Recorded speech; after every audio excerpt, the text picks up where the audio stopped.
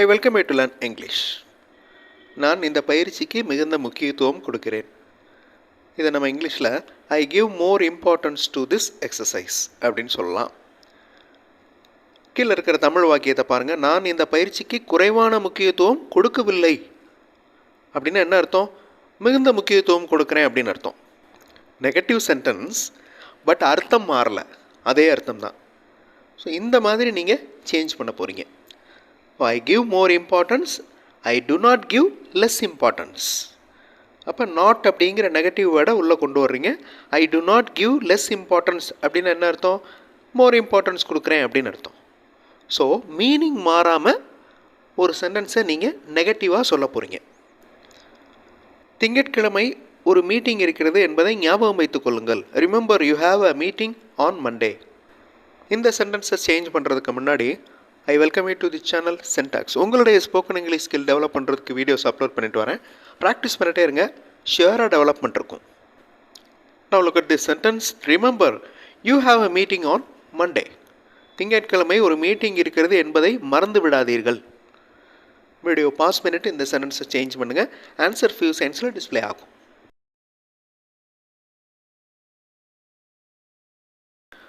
ரிமெம்பருக்கு opposite என்ன? Forget. ரிமெம்பர்னா ஞாபகம் வச்சுக்கிறது, ஃபர்கெட்னா மறக்கிறது. டூ நாட் ஃபர்கெட்னா மறக்காதீங்க அப்படின்னு அர்த்தம், அதாவது ஞாபகம் வச்சுக்கோங்கன்னு அர்த்தம். ஸோ அர்த்தம் மாறலை. Do not forget you have a meeting on Monday. Next sentence. நான் கடினமாக உழைத்து கொண்டிருக்கிறேன். ஐ ஆம் ஒர்க்கிங் ஹார்ட். என்னுடைய உழைப்பு சுலபமானது இல்லை.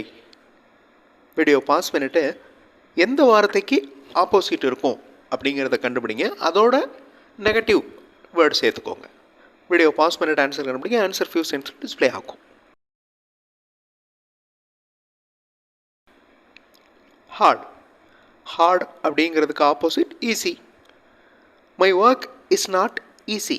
என்னுடைய உழைப்பு சுலபமானது இல்லை. My work is not easy. அர்த்தம் மாறலை, பட் நெகட்டிவ் வேர்டு உள்ளே கொண்டு வந்திருக்கோம். இங்கிலீஷ் மாடல் சென்டென்சஸ் நிறைய ரீட் பண்ணிங்கனாலே உங்களுடைய ஸ்போக்கன் இங்கிலீஷ் ஸ்கில் நல்லா டெவலப் ஆகும். இங்கிலீஷ் மாடல் சென்டென்சஸ் மட்டுமே இருக்கிற வீடியோஸ் இன்னொரு சேனல் சென்டாக்ஸ் ப்ளஸில் இருக்குது. அந்த சேனல் வீடியோஸும் பாருங்கள், கண்டிப்பாக உங்களுக்கு யூஸ்ஃபுல்லாக இருக்கும். Now look at this sentence. That place is far away from here. அந்த இடம் இங்கிருந்து ரொம்ப தூரத்தில் இருக்கிறது. That place is far away from here. அந்த இடம் இந்த இடத்திற்கு அருகில் இல்லை. இந்த மாதிரி நீங்கள் சொல்ல போகிறீங்க. வீடியோ பாஸ் பண்ணிவிட்டு ஆன்சர் கண்டுபிடிங்க. ஆன்சர் ஃபியூ செகண்ட்ஸில் டிஸ்பிளே ஆகும்.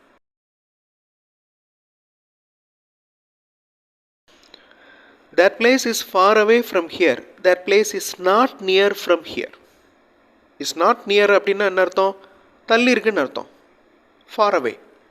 ஸோ நெகட்டிவ் வேர்டு கொண்டு வந்துட்டோம், மீனிங் மாறல. Next sentence. இந்த மரத்தின் கிளை நீளமானதாக இருக்கிறது. Branch of this tree is long. எந்த வேர்டுக்கு ஆப்போசிட் கண்டுபிடிக்கலாம்? அந்த வேர்டோட நெகட்டிவ் வேர்டு சேர்க்கலாம். வீடியோ பாஸ் பண்ணிட்டு ஆன்சர் கண்டுபிடிங்க. ஆன்சர் ஃபியூ செகண்ட்ஸில் டிஸ்பிளே ஆகும்.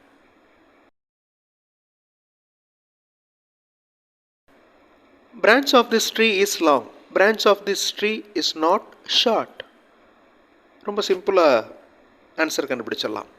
ஆப்போசிட் கண்டுபிடிச்சிட்டிங்கன்னா. அவர் ஒரு புத்திசாலியாக இருப்பதால் அந்த பிரச்சனையை அவர் தீர்த்து விட்டார். As he is an intelligent, he solved the problem. அவர் ஒரு முட்டாளாக இருந்தால் அந்த பிரச்சனையை அவரால் தீர்க்க முடியாது. வீடியோ பாஸ் பண்ணிவிட்டு இந்த சென்டென்ஸை சேஞ்ச் பண்ணுங்கள். ஆன்சர் ஃபியூ செகண்ட்ஸில் டிஸ்பிளே ஆகும்.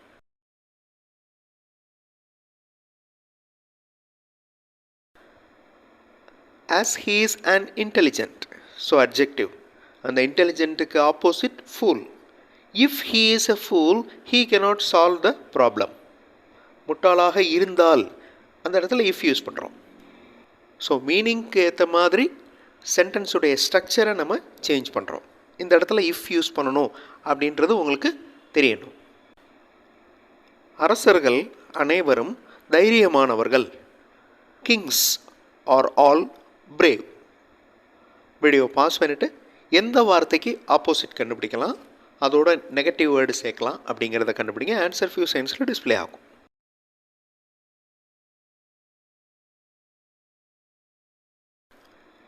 ரொம்ப சின்ன sentence. Kings are all brave. Kings are all not coward. coward அப்படின்னா கோழை. COWARD. நாம் எப்பொழுதும் மகிழ்ச்சியாக இருப்போம். We are happy always. ரொம்ப சிம்பிளான சென்டென்ஸ். ரொம்ப ஈஸியாக சேஞ்ச் பண்ணிடலாம். வீடியோ பாஸ் பண்ணிவிட்டு சேஞ்ச் பண்ணுங்கள். ஆன்சர் ஃபியூ செகண்ட்ஸில் டிஸ்பிளே ஆகும்.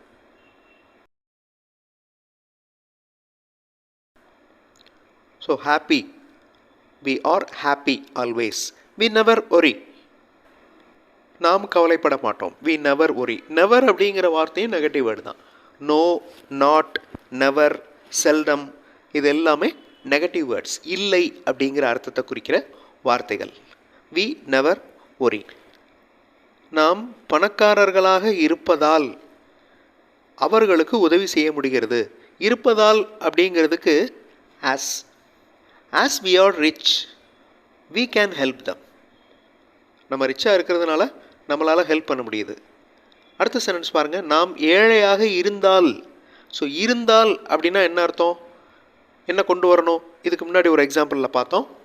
வீடியோ பாஸ் பண்ணிவிட்டு ஆன்சர் கண்டுபிடிங்க. ஆன்சர் ஃபியூ செகண்ட்ஸில் டிஸ்பிளே ஆகும்.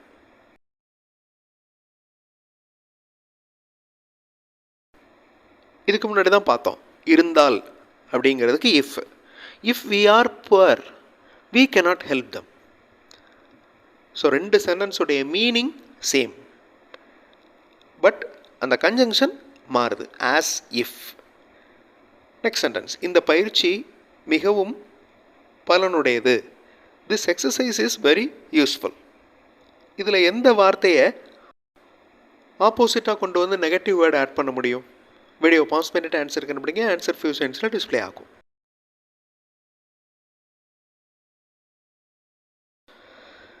This exercise is not useless. Useful, useless. Unuseful அப்படின்னு சொல்லலாம். ஏதாவது ஒரு வார்த்தை நீங்கள் யூஸ் பண்ணலாம். So not useless, not அன்யூஸ்ஃபுல்.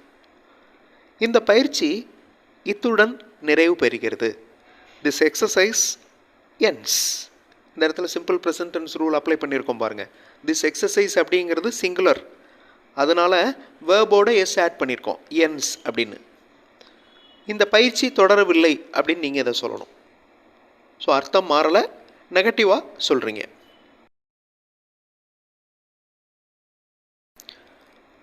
This exercise does not continue. This exercise is not continued. ரெண்டு சென்டென்ஸையும் பாருங்கள். ஸோ திஸ் எக்ஸசைஸ் ends அப்படிங்கிறதுக்கு உண்டான மீனிங். ஒரு இன்ட்ரெஸ்டிங்கான சென்டென்ஸ் கன்வர்ஷன் எக்ஸசைஸ் பண்ணோம். அதாவது அர்த்தம் மாறாமல் இன்னொரு வகையில் எழுதுறது. அடுத்த வீடியோவில் இன்னொரு இன்ட்ரெஸ்டிங்கான எக்ஸசைஸோடு பார்க்கலாம். தேங்க்ஸ் ஃபார் வாட்சிங் and thanks for your valuable comments.